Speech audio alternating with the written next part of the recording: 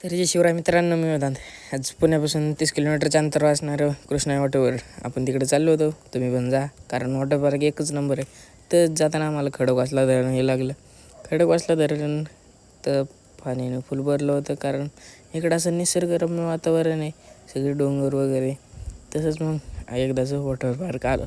Water park आलं की आम्ही पार्किंगला गाडी लावली आणि लगेच मग काय तिकीट घेतले काढून. तिकीट वगैरे काढून बँड लावला हातात, लॉकरमध्ये बॅग ठेवली, फोन पण ठेवला.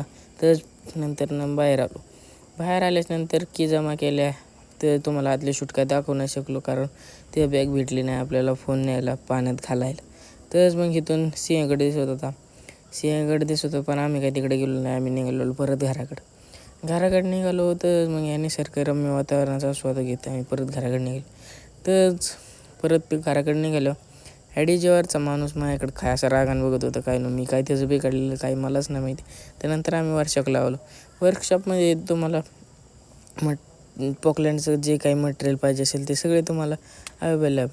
तसंच एक कॅटचं मशीन चाललेलं इथं खोलायचं. कॅटचं मशीन खोलायचं चाललेलं तुम्हाला इथं पाहू शकता. तुम्हाला जे काही लागेल इथं ते भेटून जाईल. तसंच मग आम्ही संध्याकाळी एक ट्रॅव्हलला बोनेट पाठवायचं होतं, त्यामुळे ट्रॅव्हलला बिल घेऊन गेलो. ट्रॅव्हलला बोनेट पाठवलं होतं. व्हिडिओ आवडला असेल लाईक आणि फॉलो करायला विसरू नका. धन्यवाद.